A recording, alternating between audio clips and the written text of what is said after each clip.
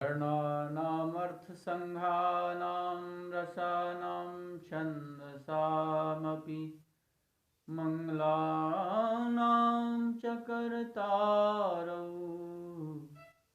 वन्दे वाणीविनायकौ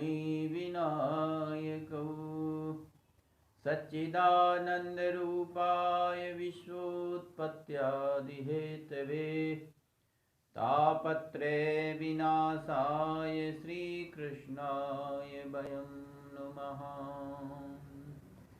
यं प्रव्रजन्तमनुपेतमपेतकृत्यं द्वैपायनो विरहकातरया जुहाव पुत्रेति तन्मयतया तर्वो विनेदुस्तं सर्वभूतहृदयं मुनिमानतोऽस्मि। नारायणं नमस्कृत्य नरं चैव नरोत्तमं देवीं सरस्वतीं व्यासं ततो जयमुदीरयेत्। वागीशायस्य वदने लक्ष्मीर्यस्य च वक्षसि यस्यास्ते हृदये संवित्तं नृसिंहमहं भजे। शिष्टौ या सर्गरूपा जगदवनविधौ पालनी या च रौद्री संहारे चापि यस्या जगदिदमखिलं पीडनं या पराख्या पश्यन्ति मध्यमाथो तदनु भगवती वैखरी वर्णरूपा शास्मद्वाचं प्रसन्ना विधिहरिगिरिसा राधितालङ्करोतु।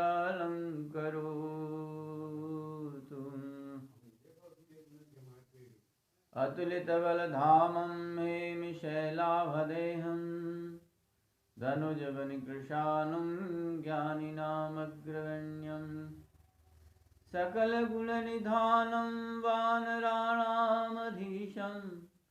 रघुपतिप्रियभक्तं वातजातं नमामि। बोलिए बांके बिहारी लाल की जय। श्रीमद्भागवत महापुराण की जय। अकारण करुणा वर्णालय परम पिता परमात्मा भक्तवांछा कल्पतरु भगवान श्री कृष्ण की वाङ्मयी मूर्ति श्रीमद्भागवत महापुराण। प्रभु कथा के अनन्य श्रोता श्री हनुमंत लाल जी महाराज, आइए पुनः हम श्रीमद् भागवत के महात्म प्रसंग का क्रम जो चल रहा था उसी क्रम में पुनः सत्संग हमारा प्रारंभ होता है। प्रसंग चल रहा था आत्मदेव का।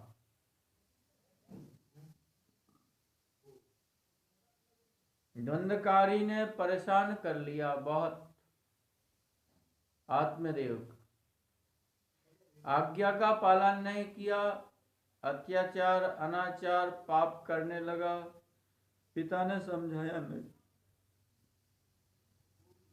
पिता समझाने लायक भी नहीं रहे पुत्र को, इतना हठी हो गया हो। समझा लेना है। पिताजी सोचने लगे कि इससे तो अच्छा था मेरी कोई संतान नहीं होती। कुपुत्रो दुखदायक है, कुपुत्र दुख देता है। संतान नहीं है तो एक बार दुख होगा मन में कि चलो संतान नहीं है, और दुष्ट उत्पन्न हो जाए पुत्र तो हर दिन हर क्षण वह दुखदाई है। इसलिए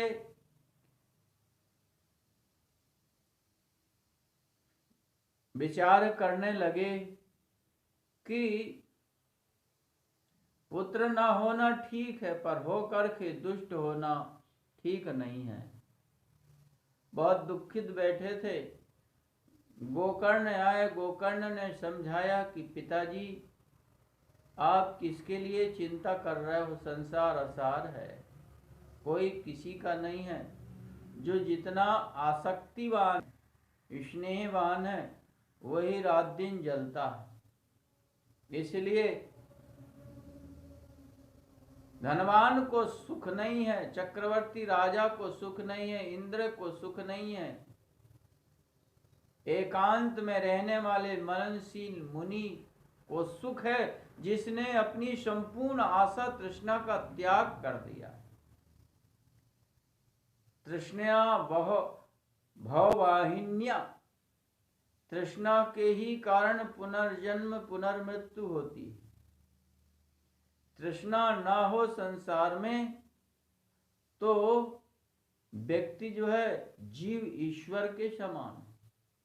तृष्णा नहीं इसको बांध रखा है और तृष्णा के ही कारण यह जीव पुनर्जन्म के चक्कर में बंधा हुआ, कभी छूटता ही नहीं।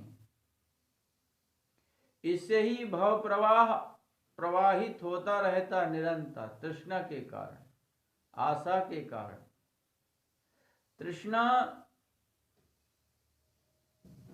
आशा संसार की, और वही आशा ईश्वर की हो जाए, ईश्वर में परिणत हो जाए वही आशा, तो वही सुआशा बन जाती। संसार की आशा दुराशा है और ईश्वर की आशा सुआशा है। जो आसक्ति संसार में वही आसक्ति ईश्वर में हो जाए, भगवान में लग जाए वही आसक्ति, तो वही भक्ति बन जाती है। जो आसक्ति बंधनकारी है, संसार में आसक्त होने से वही आसक्ति ईश्वर में हो जाए तो वह मुक्ति का कारण बन जाती, मुक्ति हो जाती है उससे। बंधन मोक्ष क्या है? संसार में आसक्त चित्त बंधनकारी है और ईश्वर में आसक्त चित्त मुक्तिकारी।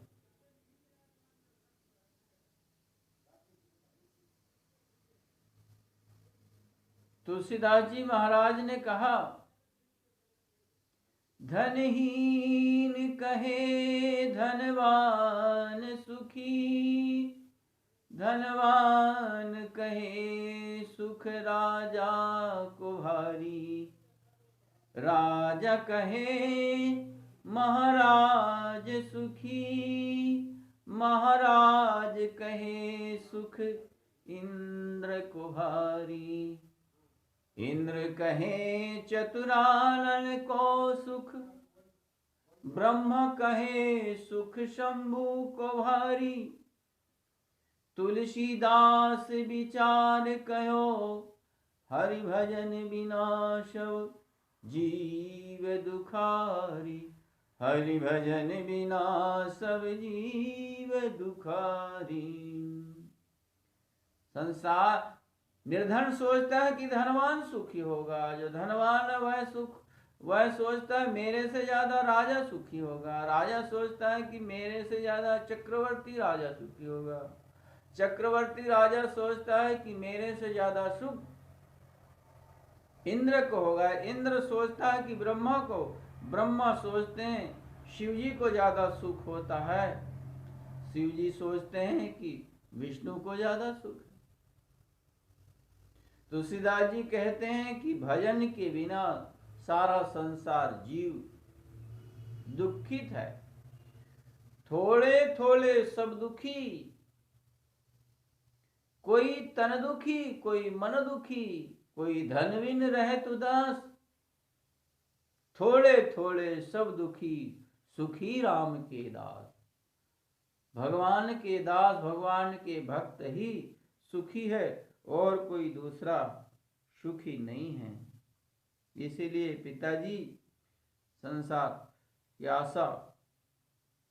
अब देखिए, देखा गया है कि संतान को पिता उपदेश करता है, ज्ञान देता है, गलत रास्ते में मत चल बेटा, और ऐसा नहीं ऐसा कर बेटा, तो तू सुखी होगा।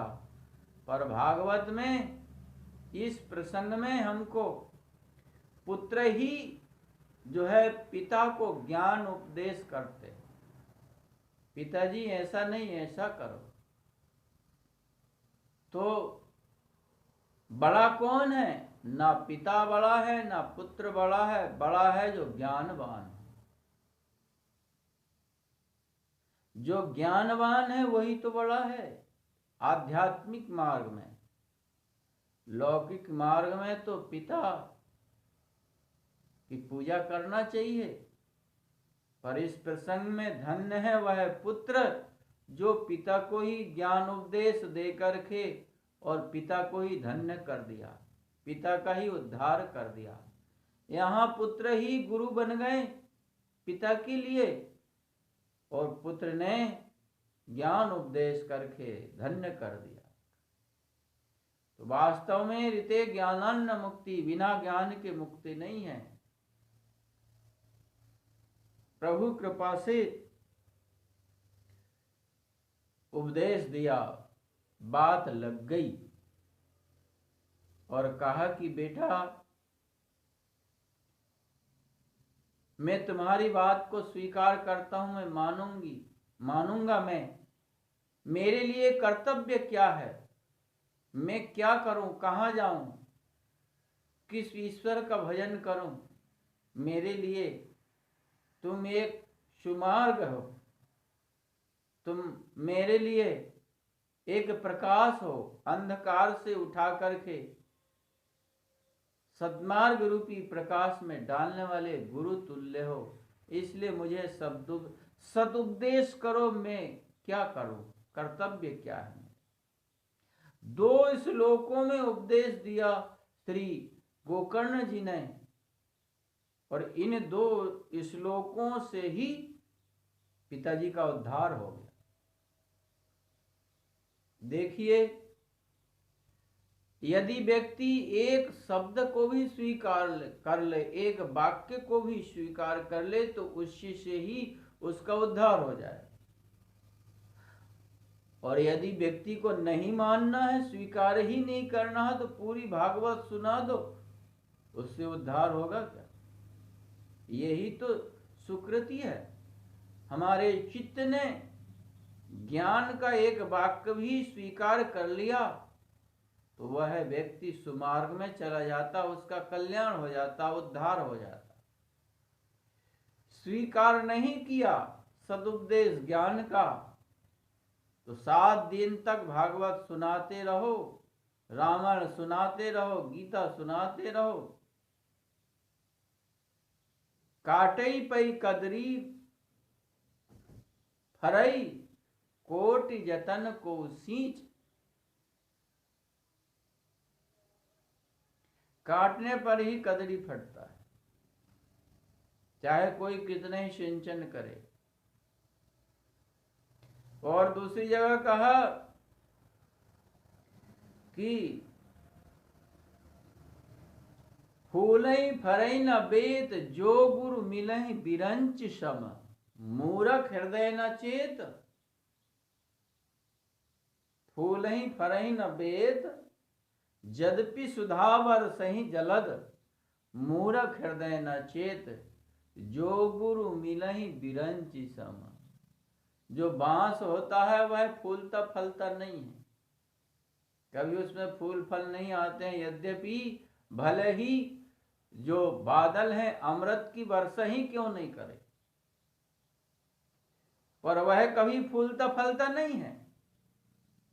इसी तरह से जिसका हृदय मूर्ख है, जो जड़ है, जिसको उपदेश स्वीकार ही नहीं करना है, तो ब्रह्मा भी उपदेश दे दें, गुरु बन के ब्रह्मा जी ही क्यों ना आ जाएं, तो भी वह मूर्ख हृदय चेतता नहीं है, उससे ज्ञान नहीं मिलता।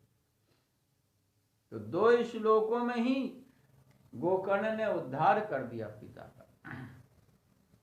यदि हम भी इन 2 श्लोकों की उपदेश को स्वीकार करें तो हमारा भी निश्चित रूप से उद्धार हो जाए, निश्चित रूप से उद्धार हो।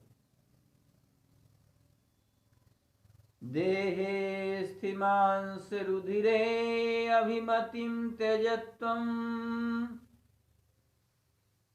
जाया सुतादिषु सदा ममतां विमुञ्च पश्यानिशं जगदिदं क्षणभङ्गनिष्ठं वैराग्यरागरसिको भवभक्तिनिष्ठः धर्मं भजस्व सततं त्यज लोकधर्मान् सेवस्व साधु पुरुषं तृष्णाम् अन्यस्य दोषमास मुक्त्वा शिवकारमहो नितरां पिबत्वम्। ये दिव्य श्लोक है भागवत के। सबसे प्रथम गोकर्ण जी ने कहा कि देहे स्थिमांस रुद्रे अभिमतिं त्यजत्वम्। पिताजी, जिस शरीर में हमने अभिमान कर रखा है कि ये मैं हूं, इसमें क्या है विचार करो। इसमें अस्थि है, मांस है, रक्त है, मज्जा है, चर्म है और इसमें मलमूत्र भरा हुआ है अंदर। प्रभु कृपा से ईश्वर की ऐसी जो है बनावट है, इसमें अंदर गंदगी भरी हुई है पर वह बाहर नहीं दिखती है।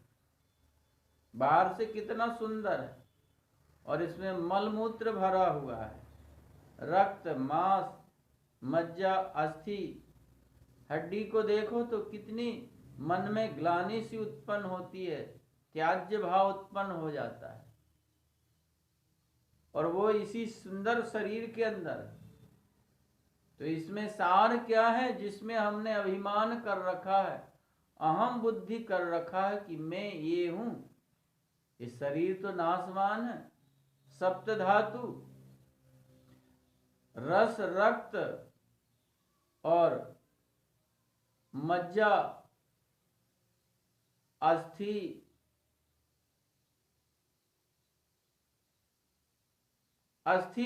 वीर्यादि से युक्त जो सप्त धातु है, इसी से यह शरीर बना है।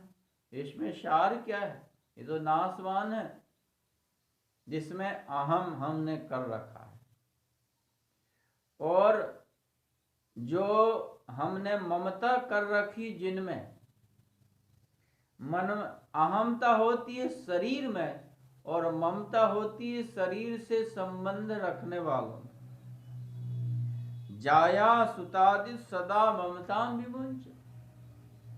जाया मतलब पत्नी, पुत्र, धन, मन, ये जितने भी शरीर से संबंध रखने वाले हैं, इनमें ममता होती है। सबसे बड़ी ममता पत्नी में होती है, पुत्र में होती है। तो पिताजी,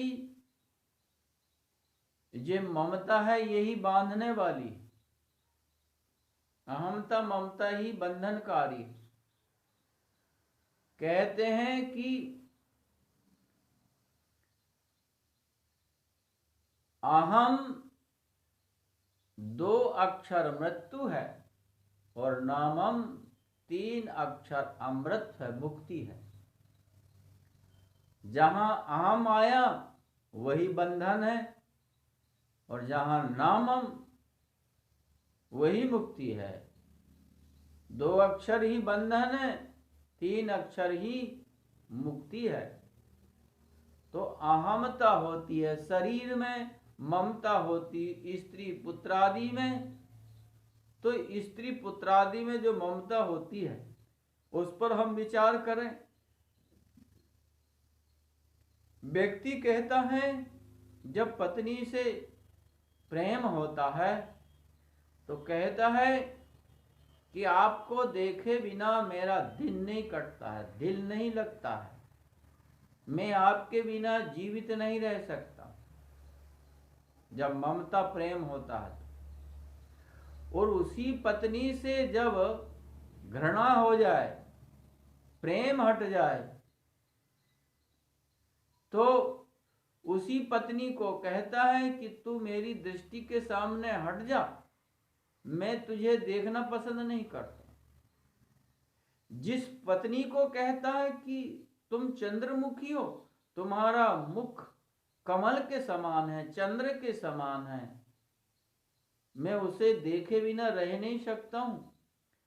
और जब उसी पत्नी से लड़ाई झगड़ा हो जाए, उससे घृणा हो जाए, तो उसे देखना पसंद नहीं करता। तो ये जो ममता है ये स्थिर नहीं रहती है पुत्र पत्नी आदि में, स्थिर कभी नहीं रह सकती। अनुकूलता में ममता स्थिर रहती है और जब प्रतिकूलता आ जाए तो वही अस्थिर हो जाती है ममता। प्रेम जो है कभी स्थिर नहीं होता संसार में। संसार का प्रेम जो है क्षणभंगुर होता है, और संसार की वस्तु में, संसार के व्यक्तियों में जो प्रेम होता है वह स्वार्थवशात होता है। कोई ना कोई हमारा आंतरिक स्वार्थ होता है, तब ही हम किसी से प्रेम करते हैं। पत्नी से हमारा स्वार्थ होता है, पुत्र से हमारा स्वार्थ होता है, सगे संबंधियों से हमारा स्वार्थ होता है, तभी हम उनसे प्रेम करते हैं। बिना स्वार्थ के कोई संसार में किसी से प्रेम नहीं करता है। बिना स्वार्थ के प्रेम कोई नहीं करता। देवता हो, ऋषि हो, मानव हो, स्वार्थ लाग करें सब पीति, सुर नर मुनि जन की यह रीति। सुर नर मुनि जन की यह रीति, स्वार्थ लागी करहि सब प्रीति। देवता हो, मुनि हो, मनुष्य हो, सब स्वार्थ की वजह से प्रेम करते हैं। बिना स्वार्थ के कौन प्रेम करता है? केवल एक ईश्वर ही ऐसा है जो जीव से बिना स्वार्थ के प्रेम करता है। बिना स्वार्थ, उनका अपना कोई स्वार्थ नहीं होता है। हमको मानव देह देते हैं, हमको मनुष्य देह देने में ईश्वर का कौन सा स्वार्थ सिद्ध होता है? कोई भी स्वार्थ सिद्ध नहीं होता है। वे तो बिना स्वार्थ के प्रेम करने वाले हैं।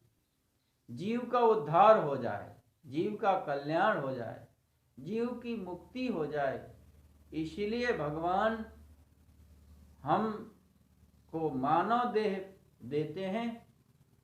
पर जो निस्वार्थ प्रेम करता है जीव, उसको भूल गया, उससे ममता नहीं करता, उससे मोह नहीं करता, उससे प्रेम नहीं करता। और जो स्वार्थवश प्रेम करने वाले हैं उनको ही याद करता है रात दिन। उनकी याद में व्यक्ति फांसी तक लगा लेता है, जहर तक खा लेता है प्रेम के वश में होकर। तो कहते हैं ममता तू न गई मेरे मन से, पाके केस देह के साथी। कहते हैं जो केस थे वो काले से सफेद हो गए, देह से उत्पन्न होने वाले, पर ममता जो है सफेद नहीं हुई, काली की काली। ममता तू न गई मेरे मन से। तो अहमता त्याग सबसे पहले। यदि हमको कल्याण का मार्ग चाहिए, हमको अपने आप का उद्धार करना हो, तो अहमता का त्याग करें और ममता का त्याग करें। जब तक हम अहमता और ममता का त्याग नहीं करेंगे तब तक हम किसी साधन में साधन निष्ठ नहीं हो सकते, जब तक नियम अनुष्ठान आदि नहीं कर सकते। अहमता एक ज्ञानी व्यक्ति थे, तो उनके हाथ से गाय मर गई। ये उनके उपवन में जिन पेड़ों को उन्होंने लगाया था, उन पेड़ों को गाय खा रही थी, हटा रहे थे, उनके हाथ से जो है गाय मर गई। गाय मर गई, ब्रह्म हत्या आई। ज्ञानी से कहा कि आपने गाय को मारा है, मुझे स्वीकार करो। तो ज्ञानी जी ने कहा कि मैंने कैसे मार दिया गाय को? अरे गाय को तो इन हाथों ने डंडा मारा और मर गई। तो इन हाथों के देवता इंद्र हैं, तुम इंद्र के पास जाओ, मैंने नहीं मारा। तो ब्रह्मा हत्या गई इंद्र के पास। इंद्र ने कहा कि ब्रह्म हत्या, इंद्र से ब्रह्म हत्या ने कहा मुझे स्वीकार करो महाराज, आपने गाय को मारा है। तो इंद्र ने भी पल्ला झाड़ लिया। इंद्र ने कहा देखो देखो मैंने कैसे मारा। अरे नेत्र नहीं देखते गाय को तो मैं कैसे मार सकता? तो नेत्रों ने देखा, तब जो है हाथों ने मारा। नेत्रों के देवता सूर्य हैं, तुम सूर्य के पास जाओ, सूर्य चंद्र के पास।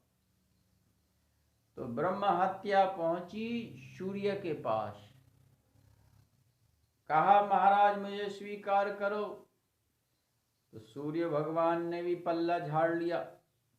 सूर्य भगवान ने कहा वाह, मैंने कैसे मारा गाय को?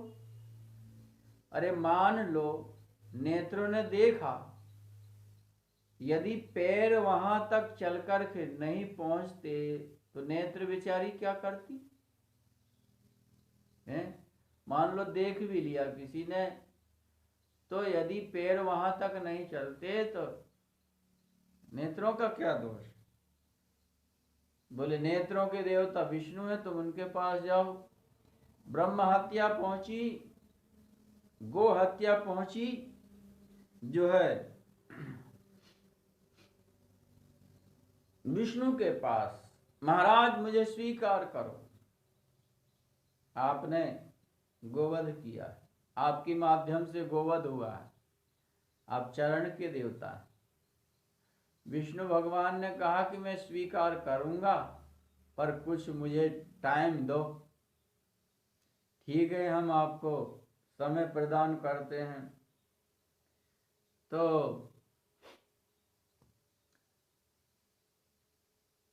भगवान विष्णु ने सूर्य को, इंद्र को, गो हत्या को साथ में लेकर के और ब्रह्मज्ञानी के बगीचे में पहुंचे।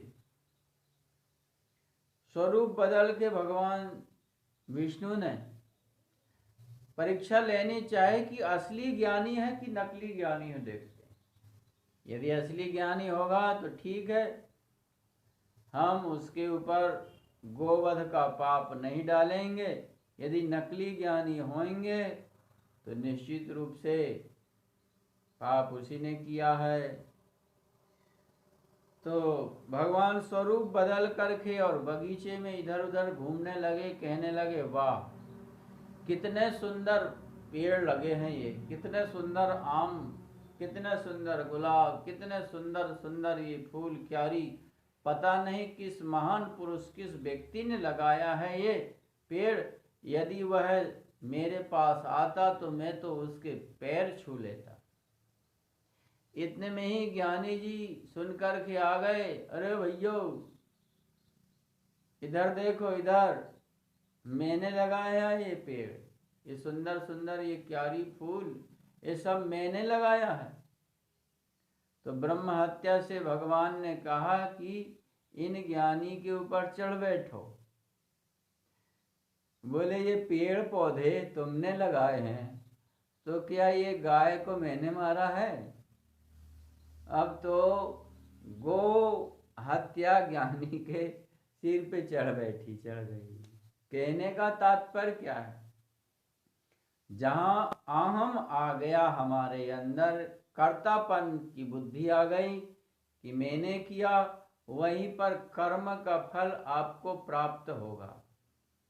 और यदि आप समझते हो कि इंद्रियाणि इंद्रियार्थेषु वर्तन्ते, इंद्रियां इंद्रियों के अर्थों में ही बरतती है, तो आप कर्तापन के बंधन से मुक्त हैं, तो कर्म का जो फल है आपको नहीं प्राप्त होगा। यही तो श्री कृष्ण ने अर्जुन से कहा कि तुम कर्तापन से रहित हो जाओ, अपने आप को कर्ता मत मानो कि मैंने ऐसा किया। तो तुमको ये जितने भी व्यक्ति हैं, युद्ध में इनको मारोगे तुम, तो इनका पाप तुमको नहीं लगेगा। सारी सृष्टि की वध करके तुम पाप मुक्त हो जाओगे। कर्ता धर्म की रक्षा के लिए, धर्म स्थापना के लिए तुम युद्ध कर रहे हो, कर्तापन से मुक्त होकर युद्ध करो, तो तुमको ये क्रिया का फल, कर्म का फल भोगना नहीं पड़ेगा, अन्यथा निश्चित भोगना पड़ेगा। इसलिए तो ज्ञानी कर्तापन से मुक्त होकर के कर्म करता है, तो उसको क्रिया का फल, कर्म का फल नहीं भोगना पड़ता। तो अहमता यह है और ममता यह है। तो अहमता ममता त्याग करो। दो बातें कही सबसे पहले। और ये संसार क्या है?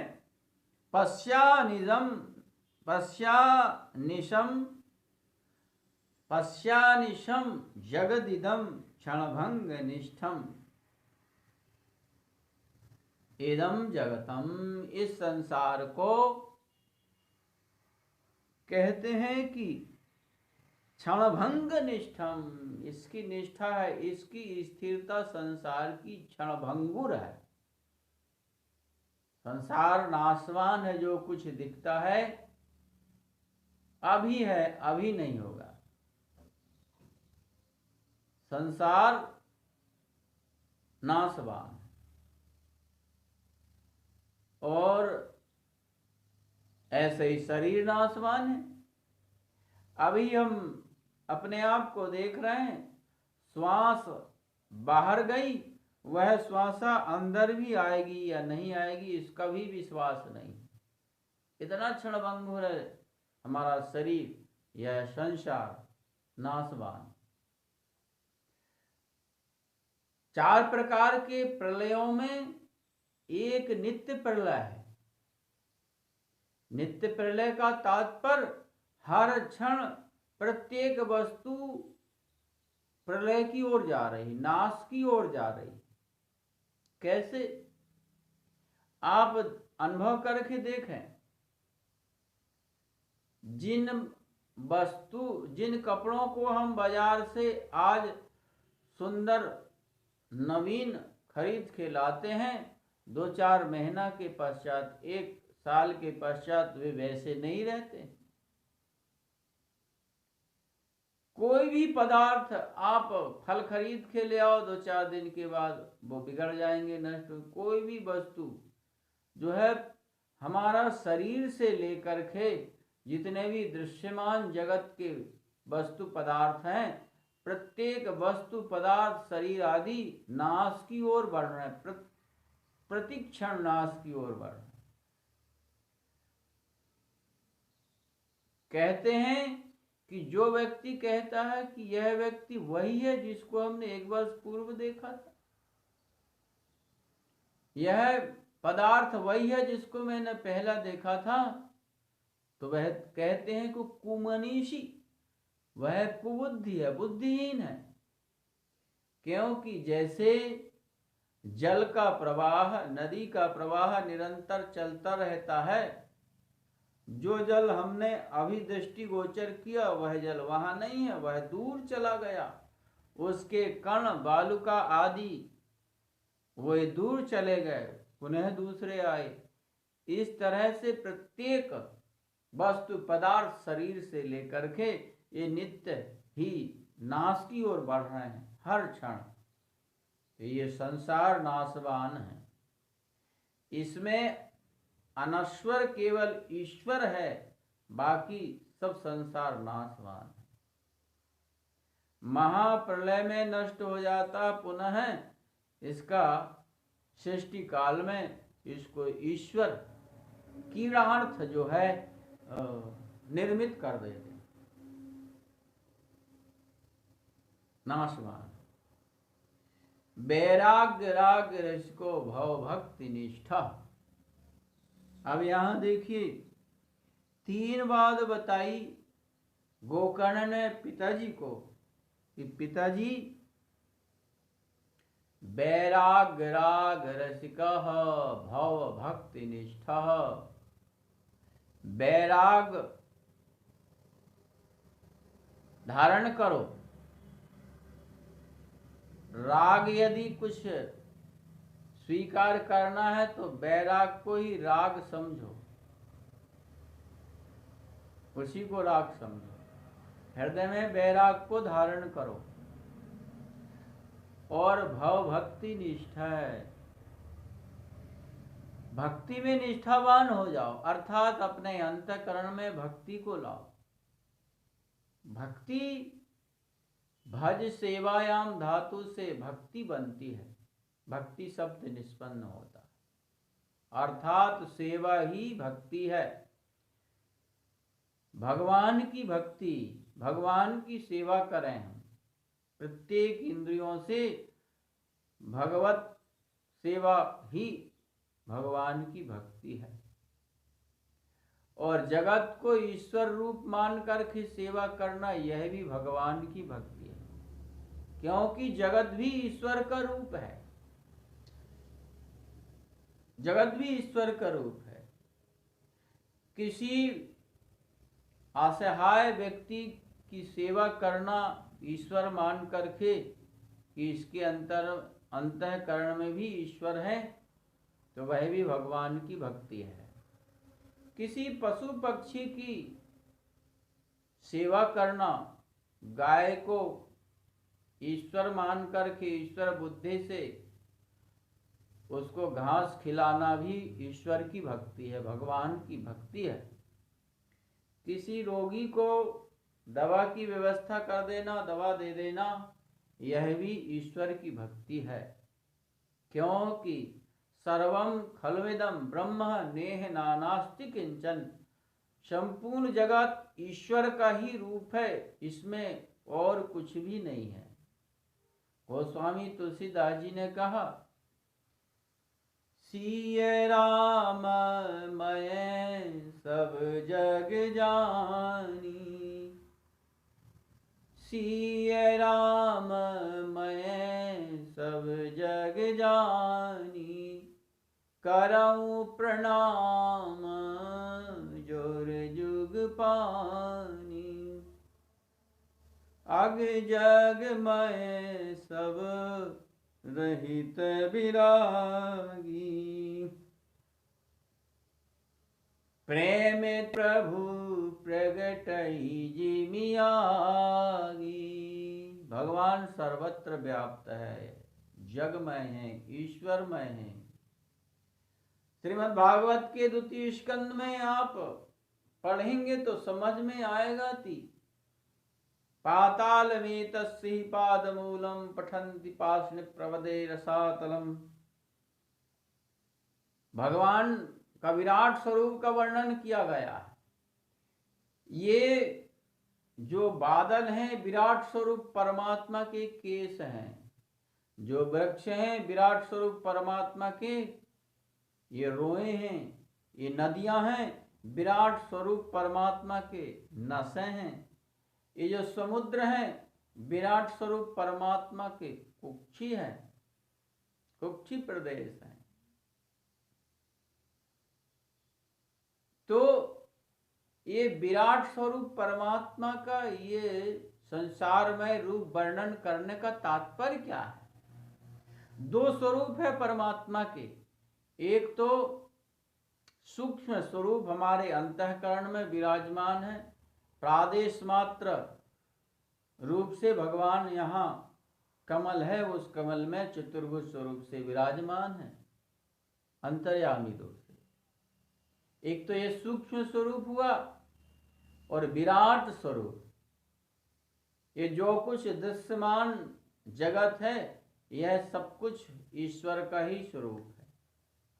तो इस स्वरूप का वर्णन करने का तात्पर्य क्या है? भागवत में दोनों स्वरूप को वर्णन किया। कोई भी व्यक्ति सूक्ष्म स्वरूप में 24 घंटा मन नहीं लगा सकता, चित्त नहीं लगा सकता, वह कभी ना कभी तो बाहर आएगा। अंतःकरण में अंतर्मुखी वृत्ति से हर समय कोई नहीं रह सकता, कभी ना कभी वह बाहर तो आएगा। तो जब तक अंतर्मुखी वृत्ति से रहा तब तक तो ईश्वर में मन लगा, और जैसे ही बाहर आ गया तो संसार में मन लग जाएगा, उसके अंतःकरण मन में संसार भर जाएगा। तो इसीलिए कहा कि भाई जिनका अंतःकरण में हम चिंतन कर रहे थे, जिनकी अंतःकरण में आराधना कर रहे थे, बाहर भी वही ईश्वर है, कोई दूसरा नहीं है। बाहर भी वही ईश्वर है, बाहर भी। तो भगवानमय ईश्वरमय हमारी दृष्टि बन जाए, इसी बात को जो है समझाने के लिए श्रीमद् भागवत में सूक्ष्म स्वरूप और विराट स्वरूप दोनों स्वरूपों का वर्णन करके बताया। भक्ति, यही तो भक्ति है। जब हमारे अंतःकरण में भक्ति आ जाती है तो हमारी दृष्टि ही बदल जाती है। जो कुछ संसार है वह भगवानमय दिखने लगता है, ईश्वरमय दिखने लगता है। प्रहलाद की दृष्टि से हम देखें, प्रहलाद के संबंध में देखें, प्रहलाद के चरित्र में देखें, तो प्रहलाद की दृष्टि सर्वत्र ईश्वरमय हो चुकी थी। सब में भगवान को देख रहे थे। खड्ग खम्भ में, नरसिंह में भी ईश्वर को देख लिया। जब हिरण्यकश्यपु ने पूछा कि तेरा परमात्मा, तेरा ब्रह्म कहाँ है, बोले सर्वत्र, सब जगह है। बोले इस स्तंभ में भी है, लकड़ी के स्तंभ में, बोले दृश्यते, हमको तो दिख रहे हैं। हिरण्यकश्यपु ने कहा कि माम न दृश्यते, मुझे नहीं दिख रहा है। प्रहलाद ने कहा कि उनको देखने के लिए प्रेम का चश्मा लगाना पड़ेगा, भक्ति का चश्मा लगाना पड़ेगा, तब वो ईश्वर दिखेंगे। बिना प्रेम रीझे नहीं नटवर नंद किशोर, बिना प्रेम के वह रिश्ते नहीं, दिखते नहीं। तो हमारे अंतःकरण में जब भक्ति आती है तो ब्रह्ममय दृष्टि हो जाती है, संसार भी हमको ईश्वरमय दिखने लगता है, तो हम अपराध से बच जाते हैं। इसलिए गोकर्ण ने कहा कि पिताजी, भाव भक्ति निष्ठा है, भक्ति में निष्ठावान हो, भक्ति अंतःकरण में लाओ। भक्ति के विविध स्वरूप है। 9धा भक्ति, 9 प्रकार की भक्ति विशेष रूप से बताई गई। श्रवणम कीर्तनम विष्णु स्मरणम पादसेवनम अर्चनम वंदनम दास्यम सख्यमात्म निवेदनम, ये 9 प्रकार की भक्ति। श्रवणम, भगवान की कथा का श्रवण करना भक्ति श्रद्धा पूर्वक। कीर्तनम, भगवान के नाम का, भगवान की चरित्रों का कीर्तन करना, ये दूसरी प्रकार की भक्ति। श्रवण प्रथम प्रकार की भक्ति। स्मरण, स्मरण भक्ति तीसरी प्रकार की। स्मरण किसे कहते हैं? सांचो सुमरण क्यों पहलाद देख लियो सब ही में। प्रहलाद जी स्मरण भक्ति के आचार्य हैं। तो स्मरण किसे कहते हैं? चराचर में परमात्मा की स्मृति बन जाए, मतलब हमारी स्मृति में परमात्मा दिखने लगे चराचर में, वही सच्चा सुमरण है। इसी को स्मरण कहते हैं। स्मरण पाद सेवन, भगवान के चरणों की पूजा करना। अर्चन मतलब उनका पूजन करना। वंदन उनको। श्रवणम कीर्तनम विष्णु स्मरणम पाद सेवनम अर्चनम वंदनम सख्यमात्मने। सख्य भाव से भगवान की आराधना करना। सख्यम दास्यम, दास्य भाव से भगवान की आराधना करना। आत्मनिवेदन, अपने आप को भगवान को समर्पित कर देना। ये 9 प्रकार की भक्ति। श्रवण भक्ति के आचार्य हैं श्री राजा परीक्षित। कहते हैं परीक्षित जैसा कोई श्रोता नहीं मिला। क्यों? अरे पानी प्यास लगी, पानी पिया तो प्यास बुझ जाती है, पर कहते हैं कि श्रवण करते करते परीक्षित की प्यास कोटि गुण लागी प्यास है। उनकी करोड़ों गुना प्यास बढ़ती ही गई। मतलब और कथा सुने, और कथा सुने। ये राजा परीक्षित श्रवण भक्ति के आचार्य हैं, अनन्य हैं। कीर्तन भक्ति के आचार्य श्री सुखदेव जी महाराज हैं। उन्होंने भगवत चरित्रों का गायन किया, कीर्तन किया। 7 दिन तक परीक्षित को, सभी ऋषि मुनियों को कीर्तन किया, एक आसन से बैठ करके। कीर्तन भक्ति के आचार्य श्री सुखदेव जी महाराज। श्रवणम कीर्तनम विष्णु स्मरणम, स्मरण भक्ति के आचार्य श्री प्रहलाद जी महाराज हैं। सब कुछ में ईश्वर को देख लिया उन्होंने। विष्णु पुराण में वर्णन आता है कि चंडामर्क ने अभिचार मंत्र का प्रयोग किया प्रहलाद को मारने के लिए। तो क्या हुआ कि कृत्या राक्षसी उत्पन्न हुई और सुदर्शन चक्र के तेज से वह लौट करके और चंडामर्क को ही मार दिया। क्यों? अभिचार मंत्र हम जिसके ऊपर प्रयोग कर रहे हैं, यदि उस पर प्रयोग नहीं सफल हुआ तो प्रयोग करने वाले का ही अनिष्ट करता है। अभिचार मंत्र, मारण मंत्र। इसलिए कृत्या ने चंडामर्क को ही नष्ट कर दिया, जला दिया, मार दिया। अब तो बड़े असमंजस में पड़ गए, गुरुजी मर गए।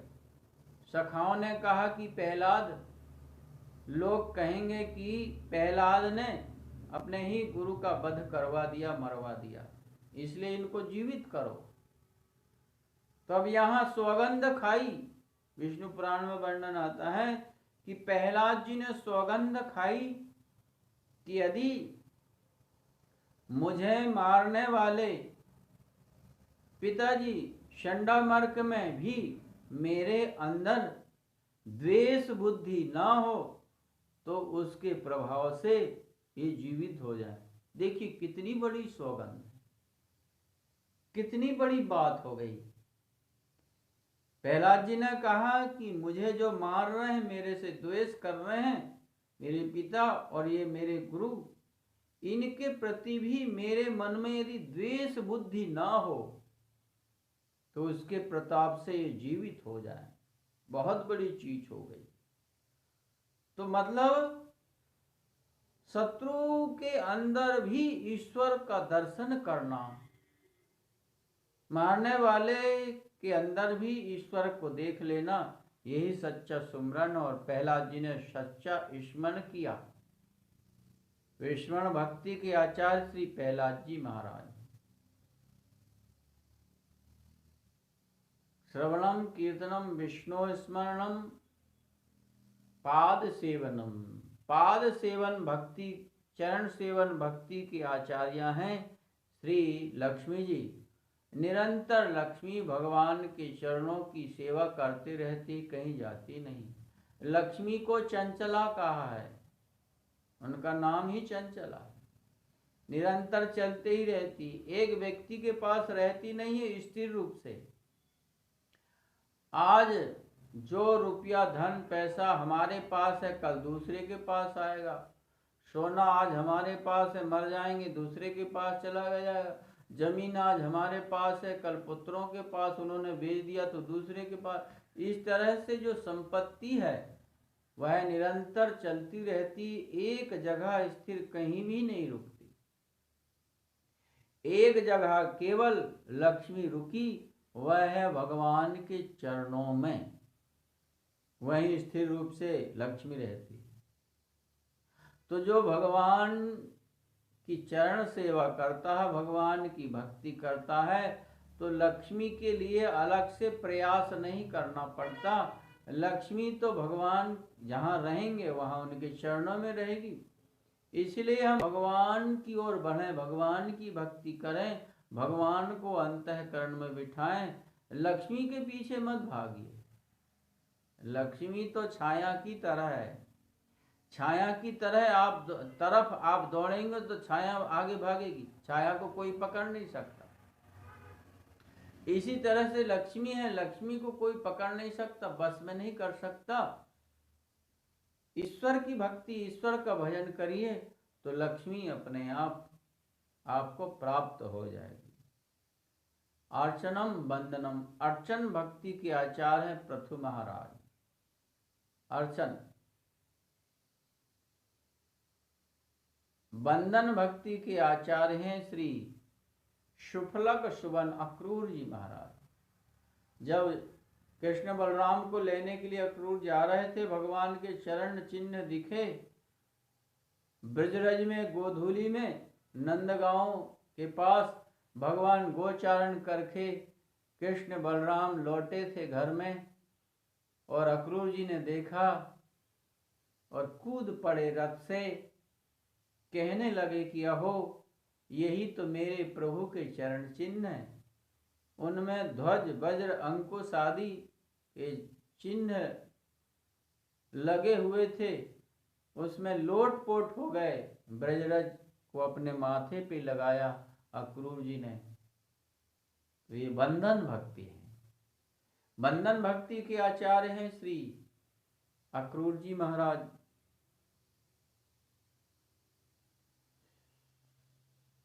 श्रवणम कीर्तनम विष्णु स्मरणम पाद सेवनम अर्चनम वंदनम दास्य सख्य महात्म। दास्य भक्ति के आचार्य श्री हनुमंत लाल जी महाराज। हनुमान जी की दास भक्ति रामचरितमानस में जगह जगह पर। ऐसा दास, ऐसा सेवक भूतो न भविष्यति। हनुमान जी आज भी विद्यमान है भगवान के। जब तक चरित्र संसार में रहेंगे पृथ्वी में, जब तब तक श्री हनुमान जी का श्री विग्रह यहाँ विद्यमान है। हनुमान जी साक्षात। शक्य भक्ति के आचार्य हैं श्री अर्जुन जी महाराज। भगवान सच्चे सखा जो है, जीव स्वरूप अर्जुन है, ईश्वर स्वरूप कृष्ण है, और सच्चे सखा जीव के ईश्वर ही तो है। भगवान श्री कृष्ण सखा बनाया तो कृष्ण को, श्री कृष्ण ने सखा बनाया अर्जुन को। सखेति मत्वा प्रसभम यदुक्तम हे कृष्ण हे यादव। सखा, और प्रभु कृपा से आत्मनिवेदन भक्ति के आचार्य हैं श्री बलि महाराज। आत्मनिवेदन मतलब अपना सर्वस्व भगवान को समर्पित कर देना, यह आत्मनिवेदन भक्ति है। जो कुछ है, आपने देखा बलि से भिक्षा मांगने के लिए, त्रिलोकी की भिक्षा मांगने के लिए बामन भगवान गए। 2 पैर में सब कुछ नाप लिया, एक पैर में सारी पृथ्वी नाप लिया, दूसरे पैर में भगवान ने हाथों से दिशा विदिशाओं को नाप लिया, दूसरा पैर महर्जन तब सत्यलोक पहुंच गया। एक पैर कहाँ रखूं? तो बलि ने कहा कि प्रभु तीसरा पैर मेरे सिर पर रख दो, मुझे भी नाप लो। क्यों? कि संपत्ति से बड़ा जो है संपत्तिवान होता है, क्योंकि संपत्ति तो उसके अधीन रहती है, इसलिए अभी मैं बाकी है, मुझे नाप लो। ये 3 पैर क्या है? ये सत्व गुण, रजोगुण, तमोगुण, यही 3 पैर के स्वरूप। 3 पैर नाप लिया भगवान ने, बलि को त्रिगुणातीत बना दिया, तीनों गुण से रहित कर दिया। क्योंकि जैसे तमोगुण रजोगुण जीव के लिए बंधनकारी है, वैसे ही सत्वगुण भी बंधनकारी है। सत्वगुण भी बंधनकारी है। जैसे आप देखेंगे भागवत में प्रभु कृपा से कई प्रसंग आते हैं, और जड़ भरत का चरित्र आता है कि जड़ भरत ने दया किया, हिरण के बच्चे को पालन पोषण किया। तो दया करना ये सत्वगुण, दया ये सत्वगुण है। सत्वगुण का कार्य दया है। जब अंतःकरण में सत्वगुण होता है तो दया उत्पन्न होती, तो दया ये सत्वगुण है। और यहाँ पर सत्वगुण ही उनके लिए बंधनकारी हो गया, पुनर्जन्म का कारण सत्वगुण ही बन गया। तो सत्व जैसे तमोगुण रजोगुण भी जीव के लिए बंधनकारी है, वैसे ही सत्वगुण भी बंधनकारी हो जाता है।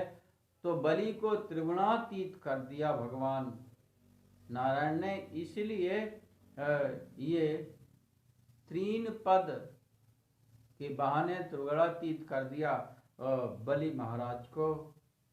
तो इस तरह से प्रभु कृपा से गोकर्ण ने कहा कि पिताजी वैराग्य राग रस को भव भक्ति निष्ठ है, भक्ति में निष्ठावान हो, भक्ति लाओ।